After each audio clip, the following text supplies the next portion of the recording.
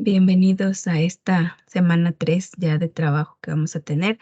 Espero que pues hayan estado trabajando muy bien con ya con los trabajos que hemos tenido, que les pueda haber ayudado a hacer su título y todas estas cuestiones. Entonces, pues vamos a dar inicio con lo que corresponde a esta semana. Y pues precisamente esta semana nos toca o nos corresponde revisar lo que es la hipótesis, lo que son los tipos de hipótesis y lo que son las variables. Entonces, pues vamos a entrar de lleno a esta situación y pues vamos a ver que, como les decía, los tipos de hipótesis y nuestras variables son los temas. ¿Qué es una hipótesis? Bueno, una hipótesis es un enunciado, es una idea, es algo que yo voy a establecer que puede ser o no verdadera, que está basada en información previa, porque para eso hemos estado investigando y por eso les pedimos toda esa lectura para la semana anterior, ¿sí? Su valor va a residir en la capacidad para establecer más relaciones entre los hechos y explicar por qué se producen. Entonces, yo tengo que ver por qué está pasando determinada situación, por qué ese problema que para mí es importante tiene entonces que estudiarse y se le tiene que dar una atención inmediata. Eso es una hipótesis, ¿sí? Vamos a ver que también va a ser una afirmación, ¿sí? Obviamente va a ser en forma de conjetura, es decir, yo estoy afirmando algo y voy a ver la relación entre dos variables, ¿sí? Dice de ahí que las hipótesis se deriven de las variables de estudio. Por eso vamos a ver ahorita las hipótesis y las variables para que ustedes puedan empezar a generar esas variables y entonces puedan ustedes ya saber qué es una hipótesis o lo que también denominamos, dependiendo del tipo de estudio, un supuesto de investigación, ¿sí? Por eso decimos que la hipótesis hace referencia al trabajo de investigación o es una hipótesis referencial. Otro tipo de hipótesis o la hipótesis conceptual es cuando nosotros vamos a dar una respuesta teórica a la pregunta que ya nos planteamos, ¿sí? La forma concreta por la que se pretende demostrar la hipótesis conceptual es la hipótesis operativa, que es decir, cómo vamos a trabajar nosotros con eso que tenemos, con esa afirmación que nosotros tenemos, cómo vamos a trabajar, ¿sí? Los objetivos son la razón de ser y hacer de la investigación. Vamos a empezar a ver y a plantear también nuestros objetivos de investigación, pero todo tiene que ir de la mano. La elección de nuestro tema, la colocación de nuestro título, el planteamiento de nuestro problema, ahora la hipótesis y nuestras variables van a tener que relacionarse para poder desarrollar de manera adecuada nuestra investigación. Las hipótesis empíricas van a ser aquellas que nos entregan este conocimiento del comportamiento regular del fenómeno que yo quiero estudiar. Dice, pero no de su esencia, sino de qué es lo que está pasando constantemente, ¿no?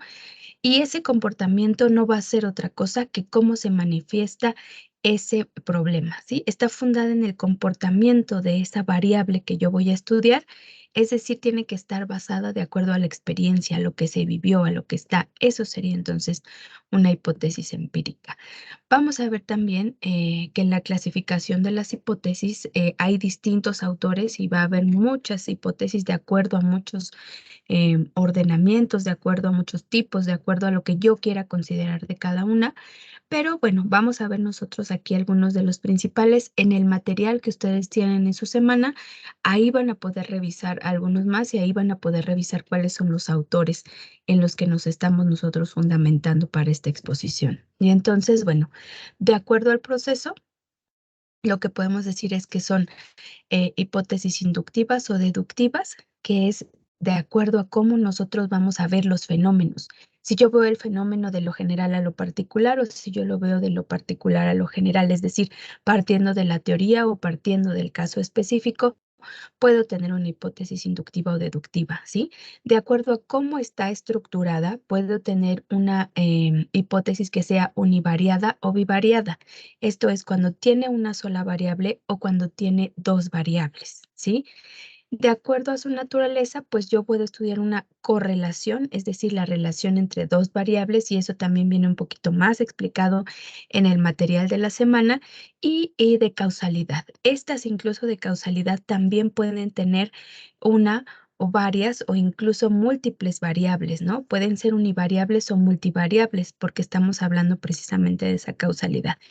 Otras de las clasificaciones, normalmente en un estudio de investigación, cuando es cuantitativo, se nos pide que se genere una hipótesis, que es la hipótesis de investigación, y una hipótesis nula. Esta hipótesis nula únicamente niega lo que yo estoy diciendo en mi hipótesis de investigación, ¿verdad? Pero también podemos tener una hipótesis alternativa cuando no es ni sí ni no, ¿no? Sino que hay otras opciones, entonces se pueden generar hipótesis alternativa, lo mismo que con los supuestos de investigación. Una ventaja del supuesto de investigación es que la hipótesis se tiene que generar al inicio del trabajo. En un trabajo cualitativo, el supuesto de investigación incluso puede irse generando durante la investigación. Esa sería otra de las diferencias. Bueno, pero vamos a ver, porque estábamos hablando mucho de variables y de qué es lo que está pasando. Bueno, las variables y sus indicadores. ¿Qué es una variable? ¿Cómo entendemos nosotros una variable? Bueno, para el trabajo de investigación, todo aquello que yo voy a medir, que yo voy a controlar o que yo voy a estudiar es una variable, ¿sí? Y precisamente la capacidad de medir, de controlar o de estudiar es precisamente porque va a ser diferente, porque va a variar, ¿no? Y esa variación que puede haber, es decir, por ejemplo, entre los niveles de adquisición de una competencia, esa variable que puede haber entre ese nivel, pues es lo que yo voy a medir o es lo que yo voy a estudiar o es lo que yo voy a interpretar. Entonces, por eso es que una variable es todo aquello que voy a medir, controlar o estudiar durante mi trabajo de investigación. Tenemos varios tipos de variables. La variable dependiente es el objeto o evento de estudio sobre el cual vamos a centrar nuestra investigación, ¿sí?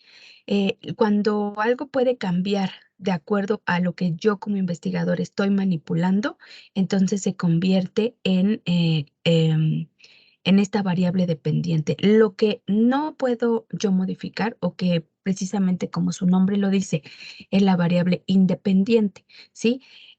Que influye en el tema que yo quiero tratar, pero que no va a depender de algo para estar ahí. Por ejemplo, la edad de los alumnos al momento de hacer el estudio. Yo no puedo influir en la edad, no puedo pedirles que tengan más o menos edad para el estudio.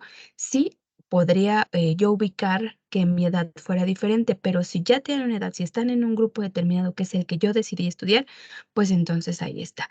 Otra cosa como variable independiente sería el sexo de los alumnos, por ejemplo. Si es hombre, si es mujer, entonces eso no lo podemos manipular, pero sí puede influir en los resultados. Entonces, por eso hablamos de que la variable dependiente es aquello que sí voy a poder manipular, la variable independiente es aquello que no voy a poder manipular.